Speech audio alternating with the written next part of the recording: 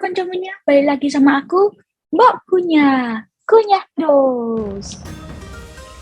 Sinen Puara, kongsi-kongsi. Selamat tahun baru Cina buat konco-konco kabeh yang merayakan. Kalau konco-konco tanya, aku nih ngerayain apa enggak? Setengah-setengah. Jadi aku nggak ngikutin bener-bener perayaan tahun baru Cina. Cuma mungkin makan-makan aja atau kadang ke family, ke keluarga yang keluarga dari opa yang merayakan, tapi di keluargaku sendiri nggak begitu ngikutin tradisinya. Kalau Anda bingung dengan muka saya yang kok campuran nggak paru-paruan, ya karena memang saya memang campuran gitu ya. Kalau mau dihitung-hitung presentasinya, saya ada 10% keturunan Cina, mungkin kurang. Aku ceritain sedikit tentang silsilah keluargaku aja. Jadi yang beneran asli Cina, kakek buyutku itu dari Cina, menikah dengan orang Bali. Lahirlah opaku itu kemudian menikah dengan oma sendiri adalah keturunan Padang Jawa dengan Prancis. Lalu opa dan oma dapatlah papaku.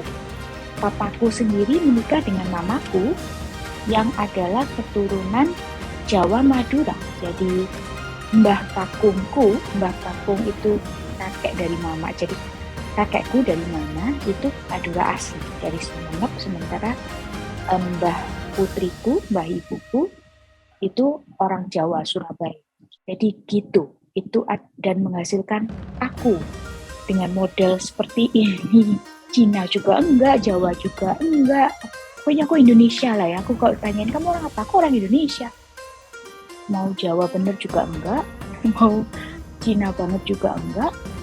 Lihat juga ada turunan, kelihatan kayak ada Arabnya, mungkin bukan Arab sih, kayak ada bule-bulenya dikit sih. Enggak dikit banget sih di bule. Intinya itu sih. Ada Padangnya juga, ada Balinya juga. Ya begitulah, itulah hasil saya. Bhinneka Tunggal Ika. Oke.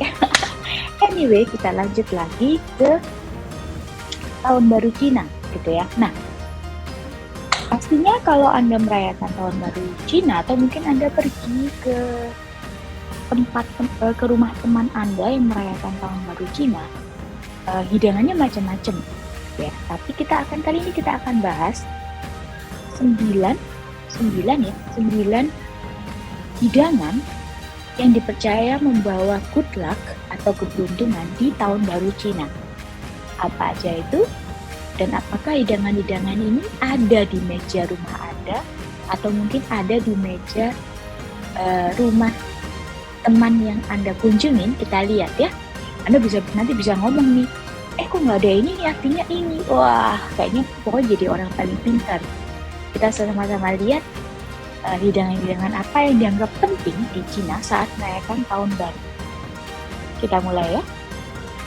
Oke. Makanan pertama adalah dumpling. Dumpling ini kalau di Indonesia dikenal dengan pangsit atau mungkin siomay ya. Nah, di Cina sendiri dumpling macam-macam. Setauku, banyak banget deh. Dumpling itu yang aku tahu namanya ada yang xiaozi, lalu ada yang namanya shumai yang kemudian di Indonesia dikenal nama siomay, ada yang namanya yuan pao, lalu ada bakpao itu sendiri adalah dumpling yang berupa dari roti, jadi macam-macam. Nanti kita akan punya sesi sendiri tentang dumpling deh kalau Anda tertarik ya. Nah, tapi yang biasanya dimakan saat tahun baru adalah yang dinamakan yuan pao. Bentuknya tuh mirip-mirip dengan tas koin Cina gitu ya. Tas koin kalau Anda nonton film kungfu tuh ada di sininya pendekarnya ada tas berisi koin yang bentuknya mirip gitu ya, kalau Anda bisa lihat. Nah, makanan ini melambangkan atau menyimbolkan kekayaan atau kemakmuran, dan dipercaya semakin banyak Anda memakan yuan pao di tahun baru Cina, maka akan semakin kaya Anda. Tapi ada beberapa larangan pada saat penyajian si Yuan Pao ini. Satu, isiannya kan biasanya kalau Yuan Pao atau show dumpling ini biasanya isiannya adalah daging dicampur dengan sayuran. Nah, sayurannya itu tidak boleh kol atau kubis parut. Oke, sebaiknya yang disarankan adalah boleh sih kol atau kubis tapi dirajang atau bisa juga diganti dengan radish atau lobak. Yang kedua, menyajikannya itu nggak boleh ditata melingkar. Karena ketika melingkar itu artinya nanti itu menandakan bahwa kehidupan kita gitu-gitu aja, tidak menuju kemana-mana, berjalan di tempat. Jadi sebaiknya penataannya adalah berbaris menuju ke satu arah. Jadi dibariskan gitu membentuk beberapa line, tapi menuju ke satu arah. Gitu. Nah, ada lagi tradisi tambahan di mana di beberapa orang di Cina biasanya menaruh benang putih di dalam dicampur dengan dagingnya.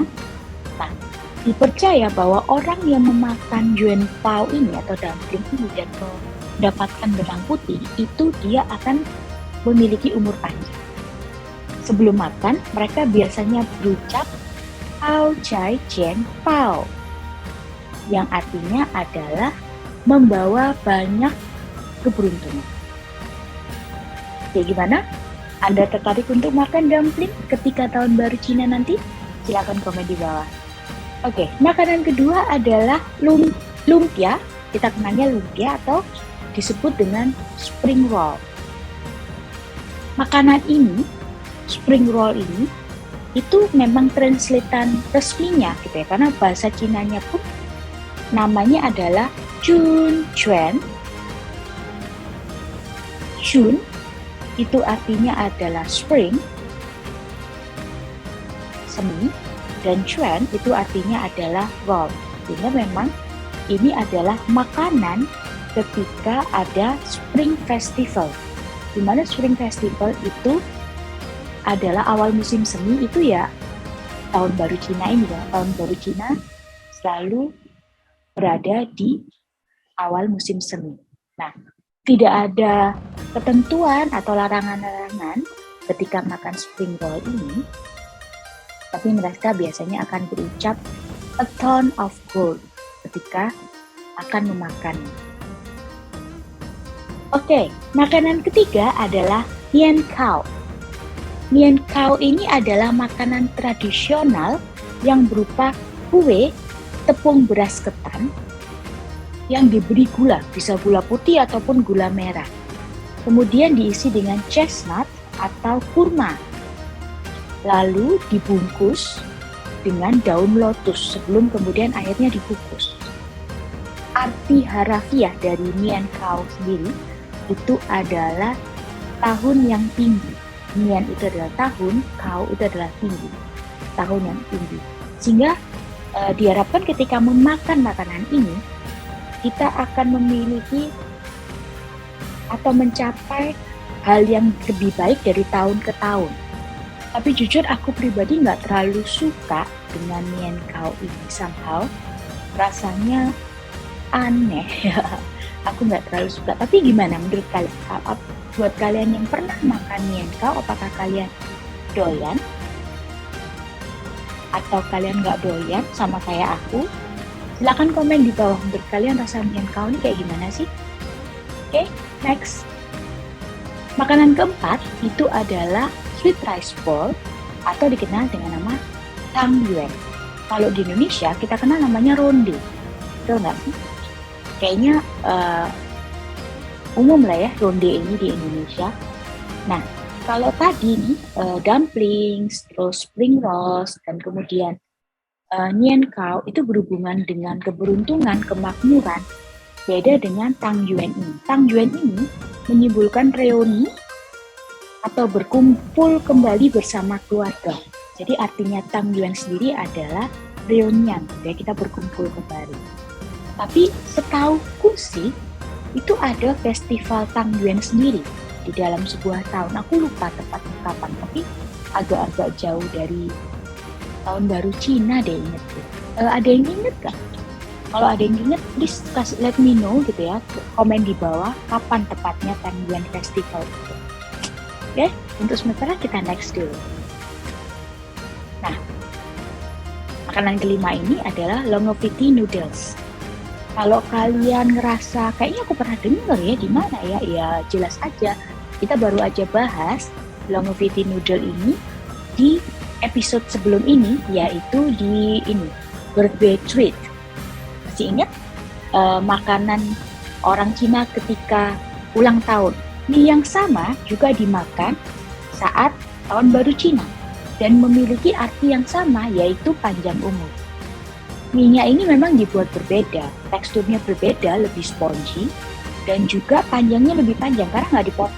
Jadi dia benar-benar dibuat sepanjang-panjang mungkin. Nah, ada kepercayaan bahwa semakin panjang kita bisa seruput mie ini, maka ada dipercaya kita akan semakin panjang umur. So, siapa nih yang jago nyeruput?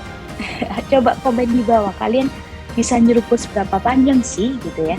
Apa kalian tertarik untuk nyeruput mie panjang umur ini? Coba komen di bawah ya. Next. Oke, makanan keenam adalah fish atau ikan. Nah, saat perayaan tahun baru, orang Cina juga biasanya menghidangkan ikan. Berbeda jenis ikan, berbeda pula artinya. Sebagai contoh, yang 3 ikan ini yang paling banyak disajikan, yaitu Russian carp yang menandakan good luck, keberuntungan. Lalu ada Chinese mud carp atau ikan mas Cina gitu ya. Ini menandakan good fortune, atau ini ya, fortune itu berarti kekayaan yang baik. Dan yang ketiga adalah catfish atau lele, atau mungkin juga ikan patin ya, yang menandakan surplus in a year. Jadi ada cuan gitu ya, ada untung di dalam setahun itu. Jadi ikan ini harus dihidangkan dengan atau dimasak dengan cara dikukus. Kemudian hidangan ini harus menjadi hidangan terakhir yang ada di atas meja beserta sisa-sisa makanan yang lainnya. Karena ikan itu menandakan good omen dan membawa keberuntungan, atau lebih tepatnya membawa uang buat mereka. Mereka percaya seperti itu. Ada beberapa hal yang perlu diingat ketika makan ikan. Satu, posisinya di mana kepala dari ikan itu harus mengarah kepada orang yang paling tua atau tamu yang dihormati. Lalu, orang pertama yang boleh mengambil ikan ini juga adalah orang yang paling tua tersebut atau orang yang dihormati tadi, tamu yang dihormati tadi. Baru kemudian tamu-tamu yang lain boleh memakannya. Yang ketiga ini adalah tradisi atau kebiasaan makan di Cina, yaitu ikannya itu tidak boleh dibalik ataupun digeser-geser. Jadi orang Cina itu memiliki habit kalau makan ikan itu ikannya nggak boleh dibalik tuh. Kan biasanya kita makan dagingnya, terus kan ada tulangnya, terus ada daging lagi kan. Nah, tapi ketika untuk makan si daging yang di bawah itu ikannya nggak boleh dibalik. Jadi gimana caranya? Kita ambil daging itu tanpa membalikkan ikannya, gitu. Ucapan yang biasa diutarakan saat memakan ikan ini adalah, in English-nya adalah, may you have more than what you need. Semoga kamu memperoleh lebih dari apa yang kamu butuhkan. Makanan ketujuh adalah steamed chicken atau ayam kukus. Nah, ayam kukusnya ini tapi dikukusnya satu ayam utuh, lengkap bersama kepalanya, cekernya, bahkan organ-organ dalamnya. Jadi benar-benar ayam utuh. Ya. ayam utuh ini adalah melambangkan keluarga. Lebih tepatnya melambangkan leluhur. Itulah mengapa setelah ayam ini dimasak, ayam ini nggak langsung dimakan, tapi sebelumnya disajikan kepada leluhur mereka untuk meminta berkat atau perlindungan dari leluhur. Setelah disajikan, baru kemudian dimakan bersama-sama oleh keluarga. Menarik juga ya. Makanan ke-8 adalah fruits and vegetable atau buah dan sayur. Sayuran juga memegang peran penting ketika tahun baru. Nah, jenis-jenis sayurannya pun menandakan arti yang berbeda-beda.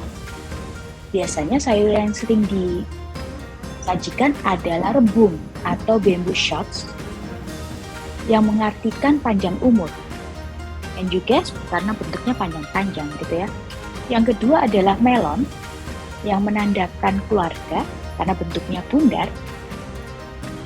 Kemudian yang ketiga adalah seaweed atau rumput laut yang menandakan kemakmuran dan keberuntungan. Oke, sekarang yang terakhir adalah pakau.